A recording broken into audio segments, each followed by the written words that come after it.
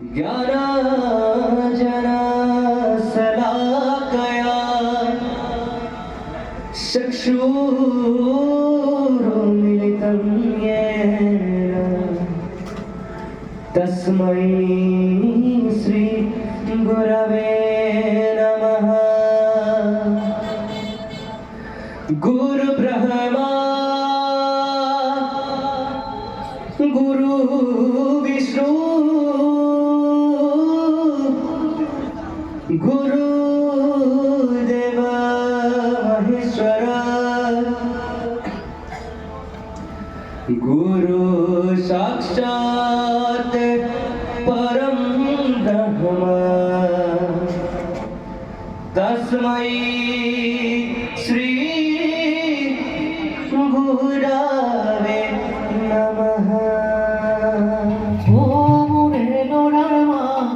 মাছলৈ যাওঁ নাখাওঁ খুদা ভাত অ মোৰে ল'ৰাৰ মাত মাছলৈ যাওঁ নাখাওঁ খুদা ভাত ৰহ দৈ কৰ দৈ পাৰি থৈ জুতিৰে খামে দিনৰ সাজ মাছলৈ যাওঁ নাখাওঁ খুদা ভাত ৰয়া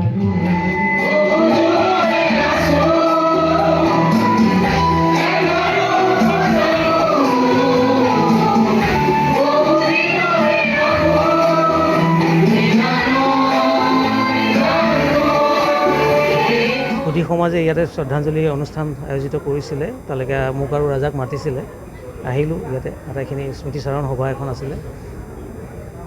মূল কথাটো হ'ল জুবিনৰ শ্ৰদ্ধাঞ্জলি মানে জুবিনৰ প্ৰকৃতাৰ্থত জুবিনক মূল্যাংকন কৰা আৰু তেওঁক আমি মূল্যাংকন কৰিবৰ কাৰণে তেওঁৰ যিখিনি কীৰ্তিৰাজি সেইখিনি সংৰক্ষিত হ'ব লাগে আৰু নিৰ্ভুল নিৰ্ভেজালভাৱে হ'ব লাগে। আৰু মই আহ্বান জনাওঁ, যাৰ ওচৰত যি সমলে আছে জুবিন গাৰ্গৰ কথা বতৰা ভিডিঅ' গান ছবি সেইখিনি সংৰক্ষিত কৰিবৰ কাৰণে সংগ্ৰহৰ কথা প্ৰথমতে আহিব। গতিকে আটাই হৃদয়েৰে যাৰ ওচৰত যি আছে কিবা যদি আছে তেতিয়াহ'লে গৰিমাৰ ওচৰত এই কৰক, দিয়ক। আৰু এইখিনি বস্তু থাকি যাব, তেতিয়া আমি গম পাম, আমাৰ নতুন প্ৰজন্মই গম পাব, আমি নাথাকিলেও পিছৰ চামে গম পাব যে জুবিন গাৰ্গ অসমৰ কাৰণে কি আছিলে। গতিকে সেই সমলে ক'ব জুবিন গাৰ্গক প্ৰকৃত মূল্যাংকন কৰিবৰ কাৰণে নতুন প্ৰজন্মই এটা সমল পাব আৰু তাৰ জৰিয়তে জুবিন গাৰ্গ কিন্তু সদায় থাকিব আমাৰ লগত। ন্যায় ব্যৱস্থাৰ কাম ন্যায়পালিকাৰ আমি দাবী জনাইছোঁ। আমি শিল্পী সমাজেও আমি এজাহাৰ দিছিলোঁ আৰু সমাজৰ বিভিন্ন স্তৰৰ প্ৰত্যেকটো অনুষ্ঠানেই দিছে, লগতে পুলিচ প্ৰশাসনৰ পৰাও হৈছে। তদন্ত প্ৰক্ৰিয়া চলি আছে আৰু তাৰ মাজতেই কথা এটা কি আমি অকণমান সংযম ৰক্ষা কৰি ধৈৰ্য ধৰি পেলাই আমি বাট চাওঁ। কিন্তু ৰহস্যটো আচলতে উন্মোচন হ'ব লাগে, কাৰণ তেওঁৰ ক্ষেত্ৰত যদি ইমান এটা ৰহস্য থাকি যায়, সেইটো কাৰণে আমাৰ কাৰণে জাতিটোৰ কাৰণে এটা লজ্জাজনক কথা। জুবিন গাৰ্গৰ ক্ষেত্ৰত কিনো প্ৰকৃত কথা হৈছে, কিনো লুকাব লগা কথাটো আছে, নিজেই কওক। প্ৰত্যেকেই তেওঁৰ লগত জড়িত থকা মানুহখিনি ক'ব পাৰে, একো নহয়তো। সেইটো কাৰণে কি হৈছিল আচল কথাটো কওক, আচল কথাটো ক'লেই গম পাম। তেতিয়া পৰিয়ালেও অকণমান মনত সন্তোষ পাব। ইমান দিন যে শিলটো লৈ আছে বুকুত, শিলটো নমাবৰ কাৰণে সেই সদুত্তৰটো দৰকাৰ যে কিনো হৈছে জুবিন গাৰ্গৰ লগত। এজন সাধাৰণ মানুহ নহয়, এটা আইকনিক এটা এটা সত্তা, এটা এণ্টিটি। সেই এণ্টিটিটোৰ ক্ষেত্ৰত যদি এনেকুৱা হয়, সাধাৰণ মানুহৰ আমাৰ ক্ষেত্ৰত কিনো হ'ব? আমি একোৱেই নাপাম দেখোন বিচাৰি। গতিকে প্ৰকৃত আমি ন্যায়ৰ ওপৰত আমি তথাপিও মানে ভাৰতীয় গণতন্ত্ৰৰ ভাল আৰু সুস্থ মস্তিষ্কৰ নাগৰিক বুলি আমি ন্যায় ব্যৱস্থাৰ ওপৰত আমি বিশ্বাস ৰাখিছোঁ, আস্থা ৰাখিছোঁ। ন্যায়ালয়ে আমাক সেইটো মানে মহামান্য ন্যায়ালয়ে আমাক ন্যায়টো দিয়ক। তেওঁৰ ক্ষেত্ৰত কি হৈছিল সেই ৰহস্যৰ উন্মোচন ঘটাওক, সেই আঁৰ কাপোৰ আঁতৰাই দিয়ক।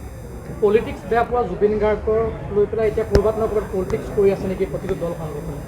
সেই কথা আমি ক'ব নোৱাৰিম। আমাৰ প্ৰত্যেকৰে ব্যক্তিগত অনুভৱ আছে। যেতিয়া বিপথে যাব বস্তুবিলাক, তেতিয়া আমাৰ সন্দেহ ঘনীভূত হৈ আছে। সেইটো তেনেকুৱাই লাগিব। ক'ৰবাত পলিটিক্স হৈ পলিটিক্স কৰিব লগাটো একো নাই।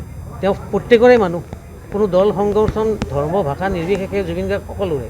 গতিকে তেওঁৰ ক্ষেত্ৰত পলিটিক্স হ'ব নালাগে, আমি সেইটো আশা কৰোঁ আৰু সেইটোৰ ওপৰত বিশ্বাসো কৰোঁ। ৰাজ্য চৰকাৰ তদন্তৰ ওপৰত আপোনাৰ আমি নাজানো তদন্ত কি হৈ আছে, তদন্ত তেওঁলোকে কি বিচাৰি আছে আমিও নাজানো, কাৰণ সেইটো কোৱাও কথা নহয়। তদন্তৰ যিবিলাক তথ্য গোপনীয়তাটো সেইটো কিন্তু সেইটো সকলোৱে মানি চলাটো দৰকাৰ। তদন্ত প্ৰক্ৰিয়াত কি হৈছে সেইটো উন্মোচন যদি হৈ যায় মেইন তদন্তটো কৰাৰ কোনো কথাই নাই।